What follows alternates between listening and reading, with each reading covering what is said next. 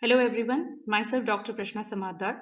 In the present presentation, I'm going to deal with the topic of concept of citizenship in immigration. The prerequisites for this particular presentation is the Constitution, Chapter 2, Article 5 to 11. Then the Citizenship Act 1955, the related amendments to the Citizenship Act, namely in 1986, 92, 2003, 2005, 2015, and 2019. These are some of the bold amendments which has happened in the Citizenship Original Act of the Citizenship 1955.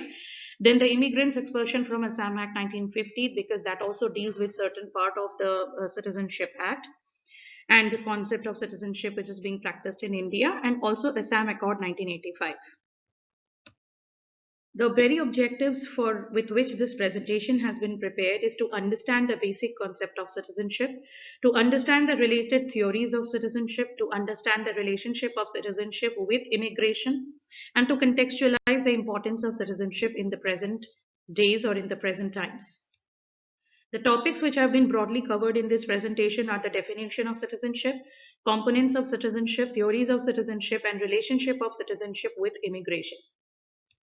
Now, while we take an attempt to understand the concept of citizenship, firstly, we have to be very clear that the concept of citizenship has been one of the oldest topic from the times when the states have started getting legally conceptualized, or the concept of state has been legally got its existence. However, even before that, when there were kingships or there were emperors who used to rule their subjects, the concept of citizenship was present. Although it was not prevalent along with the term itself called citizenship, because officially the term called citizenship has been coined much later. But the practice, that is the social membership or the civil or political membership of an individual in his or her state, was very much common and very much there, in spite of the fact that the term citizenship in itself was not existing. So we have to understand this, that the concept is itself is very ancient. However, the acceptance or the recognition of the concept has not been so ancient as it the system which is existing. So it has been conceptualized as something called citizenship much later than the times when it has been practiced. So the generic definition of the state citizenship has to be understood. So citizenship is something, a relationship of an individual with a state to which the individual owes allegiance and in turn is entitled to its protection. Now, whenever we say that individual owes its allegiance means what? Now, shows its allegiance means, suppose I am an Indian. How I can say that I am an Indian? I can say because I am abiding all the rules and regulations which the Indian Constitution enshrines on us as fundamental duty. And at the same time, I am entitled to all those rights which, in the name of fundamental rights, is available to me as a citizen. Now, how I can say that I'm a citizen? Because I represent my nation wherever I go. That is one of my basic identities. If I have no such identity, if I can't say that a state is a particular X state or Y state is that from where I belong to, then obviously my citizenship would be questioned. That means I don't have the social, political, civil, or moral membership of a state. Now, state is all the states around this globe. State, as I have said in my previous slides, also means a nation under international law. A state is a political entity, and the subjects of the state are the citizens of the state or the individuals who are residing in the state. So there has to be some relationship of each individuals with his or her state, wherever they are staying, or wherever they have taken birth, or they are residing permanently from ages. So that particular link or that particular relationship is known as citizenship. Okay. The status of being a citizen. So citizenship, because we know that there is a relationship. So that relationship has been nomenclatured. A citizen shares a relationship with a state, and that relationship is known as citizenship. The quality of an individual's response to a membership in a community. It is individuals response. If as I have said earlier also, that if I don't consider, or if any state don't consider me as a citizen of its own, and none of the state around this globe consider me as a citizen of that particular entity, then I would be called as a person without any citizenship rights. And if I don't have any citizenship rights, then obviously I don't have any duty to perform also. So I'll not be responsible for any state around the globe. But that is, of course, not good for me at the end of the day, because state and individual shares a give and take relationship. We get a protection from the state, we get set of rights from the state, but at the same time we get protection in the manner that obviously against any kind of discrimination or illegal detention or any kind of illegal or immoral thing which may happen, and state protects or prohibits it from happening. That, so that is way citizenship is very important, not only for the state for recognizing their individual, but on the individual front also, to get protection and other privileges from that particular state. Now, after getting clarified with the generic definition of the citizenship, now we should have a look into the legal conceptualization of citizenship. So basically, it's a legal link between an individual and a state or territory, as a result of which the individual is entitled to certain protection, rights, and privileges, and subject to certain obligation and allegiance. Moreover, a citizen is a person who, by place of birth, nationality of one or both parents, or naturalization, is granted full rights and responsibilities as a member of a nation or political community. However, it is a very surprising fact that Citizenship Act 1955 has not directly taken any effort to define what is citizenship.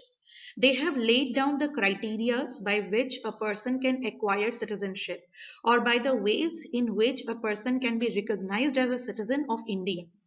But while if we want to find out a particular comprehensive definition of citizenship in the particular act called Citizenship Act 1955, will not be able to find out any definition, because no definition as such has been framed like that. Now, as I have said in my second or third slide, that citizenship is not a very modern concept. It's a very ancient concept. However, the term citizenship has although been coined very recently, I would say maybe 100 years ago, which is a very recent development.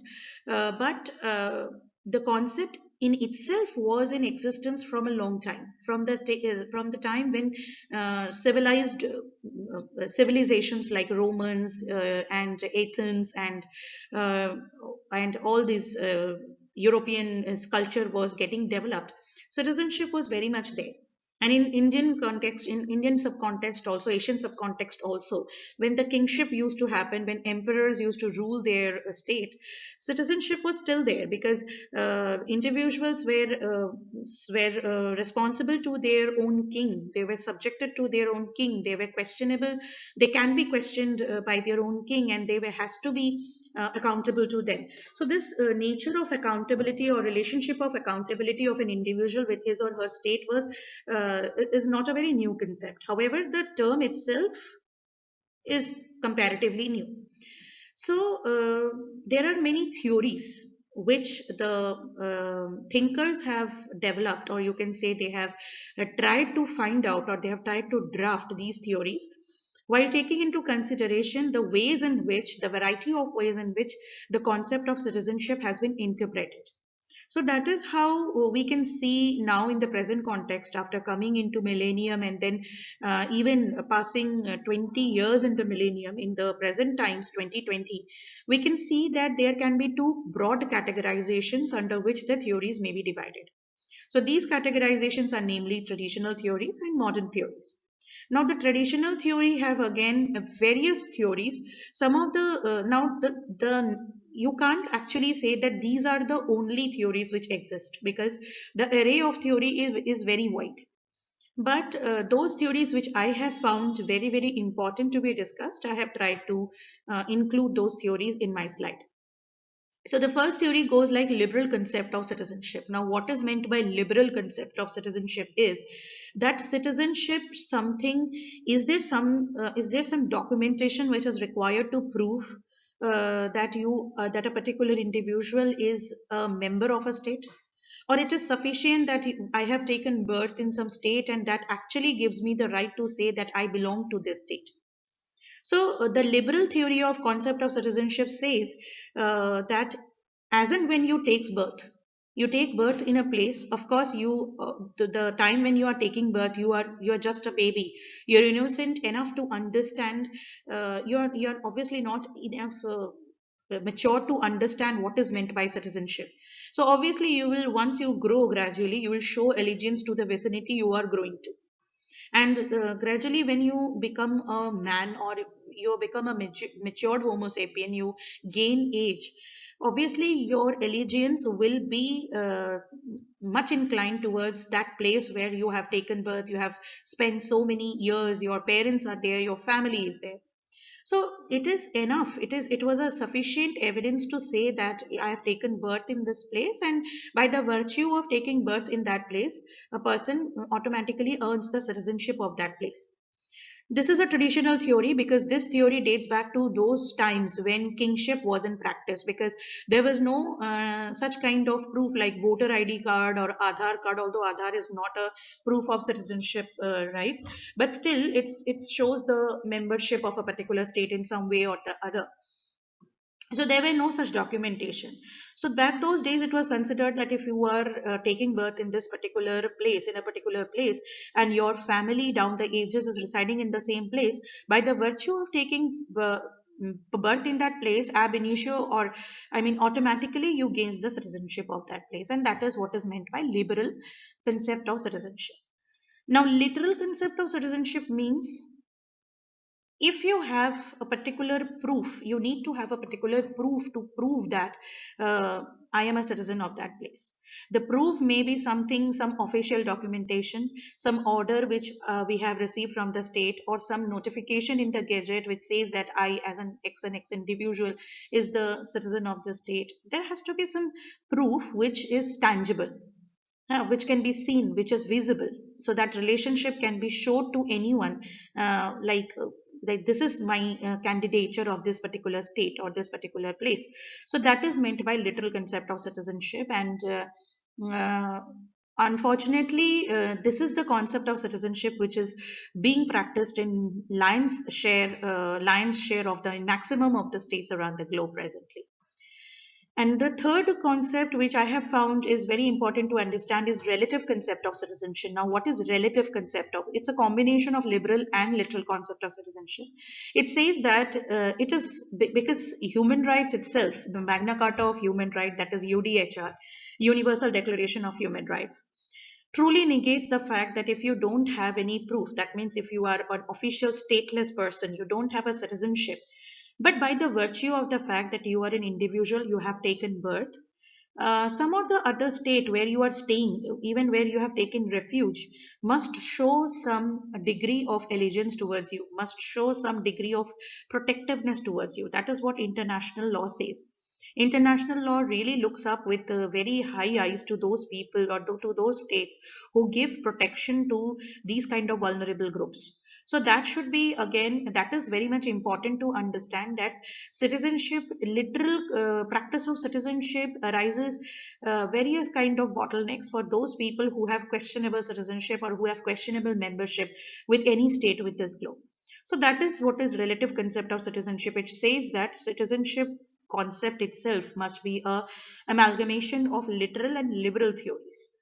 No, taking a single path may may arise with may crop up with various problems for the state itself and of course for the individuals. Now, with the passage of the time, with the development of human rights, with the development of various other factors, after the happening of two wars, many things has happened. So thereby we have cropped up various new and modern theories and the way or the lenses through which we see the concept of citizenship. So thereby we get two modern theories like a theory of global citizenship, citizenship and state community. Now, theory of global citizenship is something which many of the international thinkers are looking up to these days. They say that why to maintain citizenship and have different citizenship policies state-wise. Now, suppose we have so many states, we have 200 plus states, we have 300 plus states around the globe, and as many states we have that those many citizenship laws. So that should not happen, because that at the end of the day creates a problem for the individual who is traveling, create problems for the individual who itself is a subject of international law. So we must also take care of this, that because of the discrepancy of of the citizenship law from one state to other, there are many problems which one face. So that should not happen. Apart from the previous theories which we have discussed, there are a set of other two theories also which is worth mentioning. One is normative theory and another is empirical theory. So the normative theory tries to reflect the rights and duties which citizens ought to have in their state or the state through to which they show allegiance. And the empirical theory aims to describe the and explain how citizen came to possess those rights and duties. So rights and duties are of course a very important subject matter in terms of citizenship is concerned, uh, because there is some relationship which I have said previously is to show allegiance towards a particular community. So basically, the how you will show allegiance by performing some duty, and how the state will show allegiance by giving you certain rights. So that particular relationship must be enclosed or must be described properly. So that theory is known as normative theory and empirical theory. Now, there are certain important elements of citizenship. There are civil elements, there are political elements, social and economic elements. Civil elements means we get protection from illegal detention, we have set of fundamental rights. Like there are certain exceptional situations when even in spite of the fact that those situation prevails, we cannot get arrested. Okay, there are certain fundamental rights which we have whereby we can access our judicial system. So these are some of the civil rights which we have. We have right to vote. We have right to choose. Like suppose in India, which is a democratic country, we have a right to choose our own leader. We have a right to choose our own government. So we have adult franchisee. We have voting rights. So these are something civil rights. Political rights means we have a right to take our national identity outside our country. Whenever we'll be traveling outside, we get diplomatic protection from our country. That means suppose something happens, something wrong happens to us with us in a foreign land, then automatically some if we go to if we access our Indian embassy in that country, our country's embassy will give us protection, is ought to give us protection by the virtue of the fact that I'm an Indian citizen. So that is something called diplomatic protection. So obviously this is one of the very great cushion to those who visit, who crosses their own border and goes to foreign land. Then we have social elements of the citizenship. Social elements means suppose I am watching a match. uh, Normally what happens is to the team which your country, the team which represents your country, you show normal allegiance to that particular team. You show that when an Indian cricket team is in field playing, there are 99% chance that I as an Indian would end up supporting the Indian team, not the foreign team. So these are some social factors. Or otherwise also, the voter card we have, the Aadhaar card we have, the PAN card we have, all these are because we are citizens of this country. We have taken birth, or our parents also have ties with this country. So by the virtue of this fact, we get all of these social protection from our state. So it proves that we have a membership, and whenever it is required, we have that element of social security present with us. What is economic element of citizenship? Economic element also have relation to all those previous elements. If my identity is constricted, if my identity is questioned, if I don't have proper documents which proves that I am a citizen of any particular state altogether, then of course it will hamper my business, it will hamper my education, it will hamper my livelihood, and that is how obviously it is going to question the economic responsibility or economic liability of an individual. Now, there are types of citizenship, or you can say there are types, or there are ways in which citizenship can be adopted. So, it can be adopted by birth.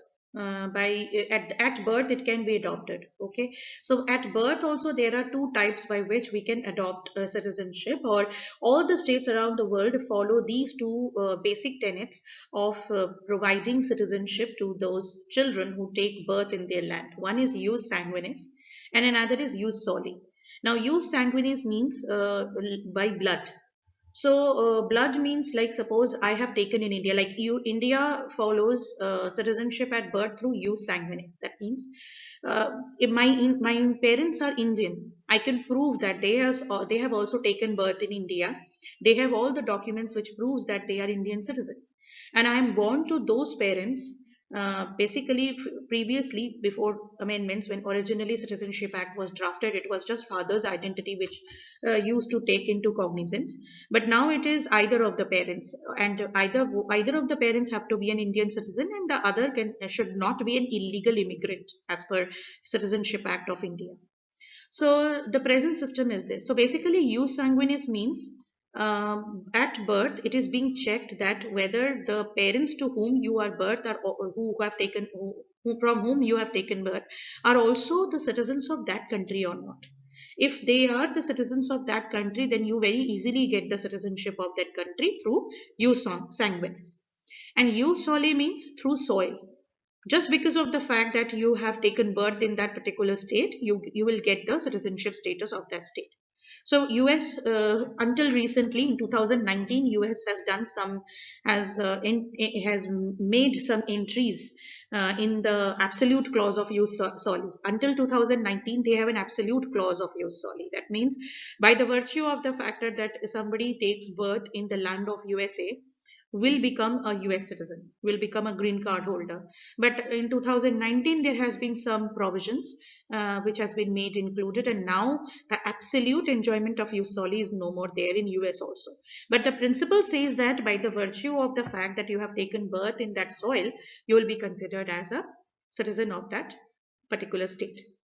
Now, beyond birth, there are other processes through which citizenship can be gained. One is naturalization. Now, naturalization means I have taken birth in X country. Suppose I have taken birth in India.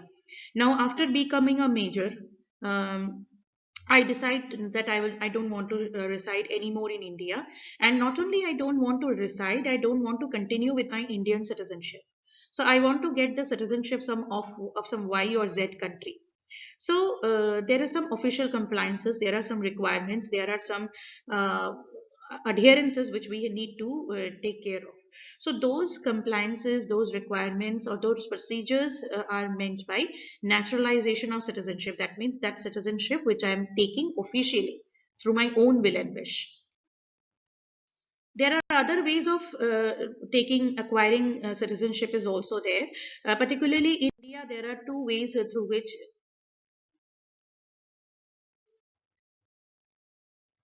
there are two ways through which citizenship, there are 2 to 3 ways through which citizenship can be taken. One is by naturalization, another is by registration. One is, of course, at birth. These are some of the ways in which there is a very thin line distinction between naturalization and registration that I would be covering when I would be dealing with citizenship clauses in India. Now, it's a very brief historical perspective of how citizenship has come in context and how it has become contextual and contemporary at the present times also. There is no point in reading lines to lines. It's very clearly given, but I have already explained it in a bird eye view in my previous slide, that the ancient civilizations, which were very civilized, which were very modern, which were considered to be one of those classic civilization where from we have also adopted something, many things in our modern city states also, like Rome, like Athens.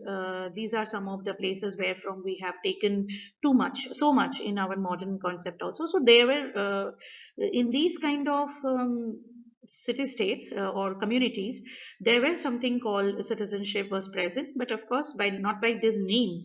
This name was not there officially, but the concept was very much there. Now, at the end of this particular presentation, which gives the primary introduction to what is meant by citizenship, there are some of the practice questions which I offer for the students to go through. What is meant by citizenship? What are the various theories of citizenship? What are the various components of citizenship?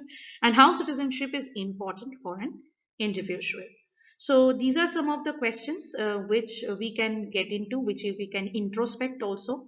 And as I say in all my slides, that these questions are not exhaustive. These are just sample questions, just very simple sample questions.